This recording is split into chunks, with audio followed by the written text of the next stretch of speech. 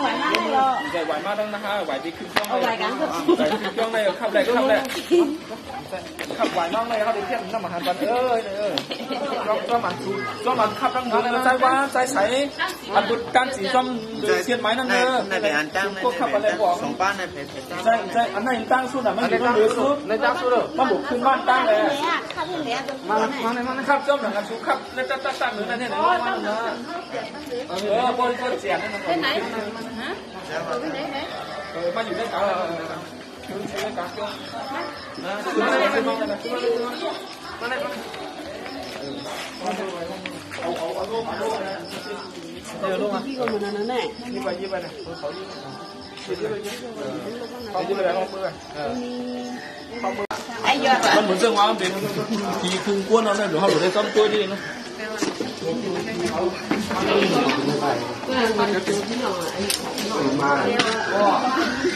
nó cái riêng không ăn nọ.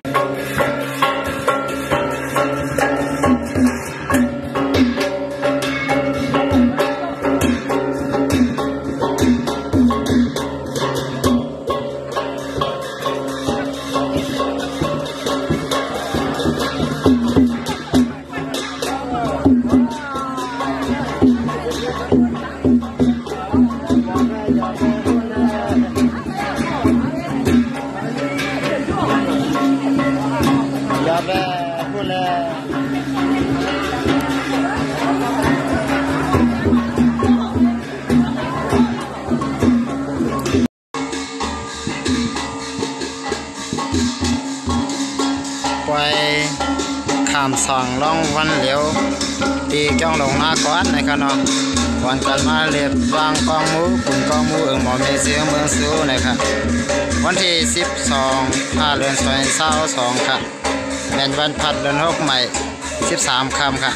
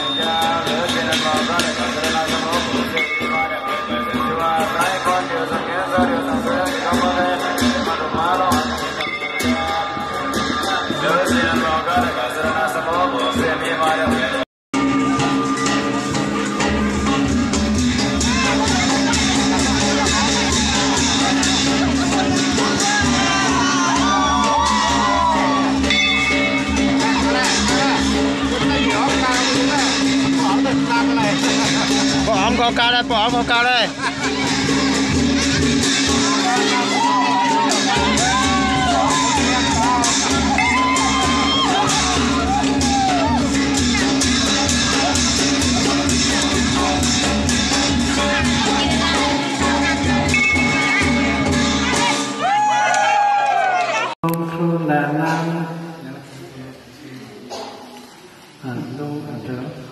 เป็นที่บอกคุณน้ำมาที่พอที่ได้ไหม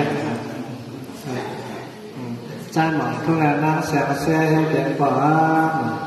กมีอักใจหรือว่าถ้าการนั่งมันสิ่งในพอให้เป็นบอกมีออกมาเดินหน้าข้าใจสั่งกว้างแรงนั่งใช้เลยสามหมู่สามจุ้งสามทุกสามผู้เลยเด็กบอกมีมีน้องในหลอดเดินหน้าข้าเป็นจีบความเมตตาละสุภาใจสั่งวิเดนะจ๋าในตอนนี้ลงมาการต่อว่าหรือเดินหน้าข้าตัวดูทุกแรงอย่างในความแรงนั้นมีลูกหลานต่างเข้ามาเราในธรรมะทั้งศาสนาพระเจ้าสั่งรับการเรื่อง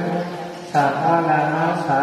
ในความมีลูกหลานต่างเข้ามาทั้งศาสนาพระเจ้าเฮ้สั่งรับการเรื่องเดินหน้า